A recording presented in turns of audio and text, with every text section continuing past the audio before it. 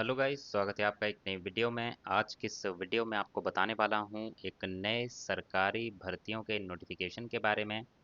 नई वैकेंसीज का नोटिफिकेशन जारी किया गया है एनएचपीसी लिमिटेड के द्वारा। तो इनकी पूरी जानकारी के लिए इस वीडियो में अंत तक बने रहिएगा। चैनल पे नए हैं तो चैनल को आज ही सब्सक्राइब कर लें और बेल आइकन भी प्रेस कर दें, ताकि इस तरह की जो वैकेंसीज की जानकारी हम रोज़ाना इस चैनल पे लेके आते हैं उनकी नोटिफिकेशन आप तक पहुंच सके। तो आज ही इस चैनल को सब्सक्राइब कर लें और बेल आइकन भी प्रेस कर दें। साथ ही साथ टेलीग्राम पे भी हमारे चैनल ट्रेंडिंग रोजगार को आज ही ज्वाइन कर लीजिए। इसी तरह की छोटी से छोटी ऑल इंडिया गवर्नमेंट जॉब्स की अपडेट्स पाने के लिए लिंक जो है वीडियो के डिस्क्रिप्शन में आपको मिल जाएगा, या फिर टेलीग्राम पे सर्च करना है ट्रेंडिंग रोजगार। शुरुआत करते हैं इस नोटिफिकेशन की।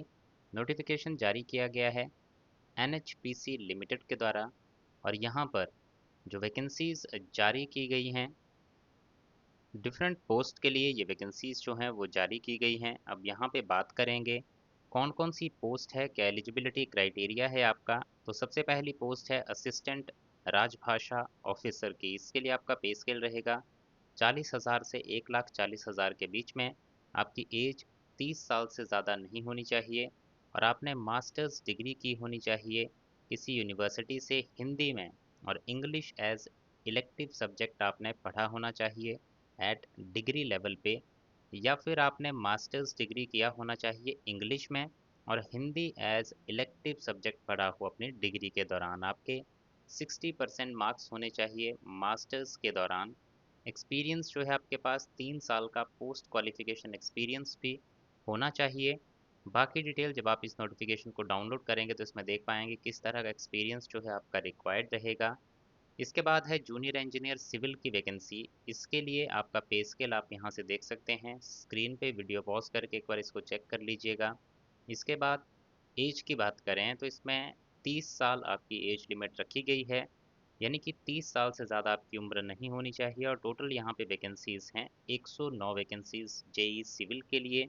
इसके लिए आपके पास 3 साल का रेगुलर डिप्लोमा होना चाहिए सिविल इंजीनियरिंग का 60% मार्क्स के साथ। और साथ ही साथ बताया गया है कि हायर टेक्निकल क्वालिफिकेशन जैसे कि बीटेक बीई, तो यहाँ पर इन कैंडिडेट के लिए अगर आपने बीई बीटेक किया हुआ है और आपके पास रेगुलर डिप्लोमा नहीं है तो आप इस एप्लीकेशन फॉर्म को नहीं भर सकते हैं। तो रेगुलर डिप्लोमा आपके पास होना चाहिए सिविल इंजीनियरिंग का, तभी इस एप्लीकेशन फॉर्म को भरिएगा। इसके बाद नेक्स्ट वैकेंसी है जूनियर इंजीनियर इलेक्ट्रिकल के लिए।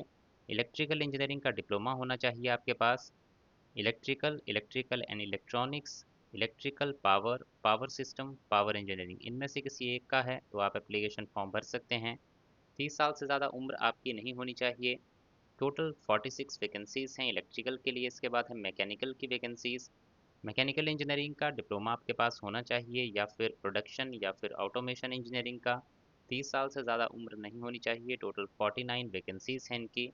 इसके बाद junior engineer electronics and communication, तो इसमें 3 साल का डिप्लोमा होना चाहिए आपका इलेक्ट्रॉनिक्स एंड कम्युनिकेशन, या फिर electronics and telecommunication, electronics and power, power electronics, electronics and instrumentation, instrumentation and control.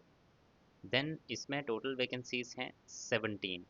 इसके बाद वैकेंसी है सुपरवाइज़र आईटी की, और इसके लिए आपने दो एक ए लेवल कोर्स जो है किया होना चाहिए, साथ ही साथ आप ग्रेजुएट होने चाहिए, या फिर 3 साल का पॉलिटेक्निक डिप्लोमा किया हो कंप्यूटर साइंस या फिर आईटी में, या फिर बीसीए या फिर बीएससी कंप्यूटर साइंस और आईटी आपने किया होना चाहिए, और आपकी उम्र 30 साल से ज़्यादा नहीं होनी चाहिए। इसके बाद सीनियर अकाउंटेंट की वैकेंसी है। इंटर सीए पास होने चाहिए या फिर इंटर सीएमए पास कैंडिडेट आप होने चाहिए। 30 साल से ज़्यादा उम्र आपकी नहीं होनी चाहिए। हिंदी ट्रांसलेटर के लिए मास्टर्स आपने किया होना चाहिए हिंदी में, और इंग्लिश एज इलेक्टिव सब्जेक्ट पढ़ा हो डिग्री में, या फिर मास्टर्स में आपने किया हो इंग्लिश में और हिंदी एज इलेक्टिव सब्जेक्ट पढ़ा हो डिग्री लेवल पे, तो आप एप्लीकेशन फॉर्म भर सकते हैं। 1 साल का पोस्ट क्वालिफिकेशन एक्सपीरियंस भी आपके पास होना चाहिए।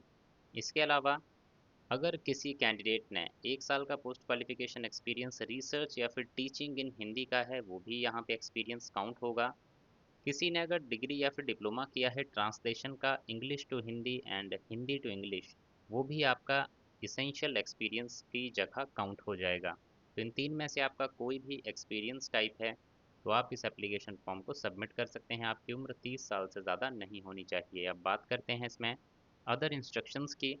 क्या-क्या इसमें आपका जो इंस्ट्रक्शंस है, क्या-क्या इसमें आपकी फॉर्मेलिटीज़ रहेंगी, तो आपको ₹600 की एप्लीकेशन फ़ीस भी पे करनी होगी, प्लस टैक्सेस जब आप एप्लीकेशन फ़ॉर्म को सबमिट करेंगे।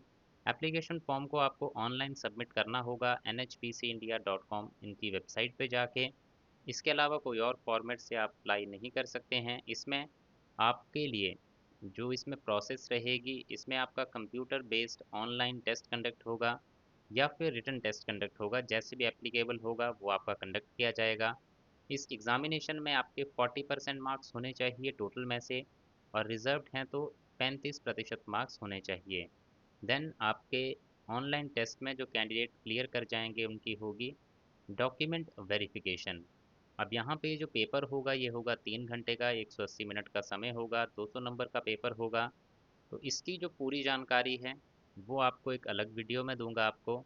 उसके लिए इस चैनल को सब्सक्राइब कर लीजिएगा ताकि सिलेक्शन प्रोसेस की आपके पास पूरी जानकारी टाइमली पहुंच सके।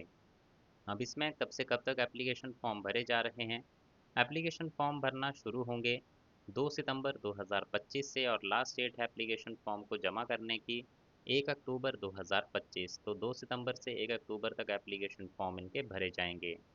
तो ये था इन वैकेंसीज़ के बारे में पूरा इन्फॉर्मेशन। अगर आपको जानकारी अच्छी लगी हो तो वीडियो को लाइक ज़रूर करें, शेयर ज़रूर करें अपने दोस्तों के साथ, और इसी तरह की जानकारी आगे भी पाने के लिए चैनल को आज ही सब्सक्राइब कर लें और बेल आइकन भी प्रेस कर दें। So thank you guys for watching this video. मिलेंगे इसी तरह की नेक्स्ट वीडियोज़ में।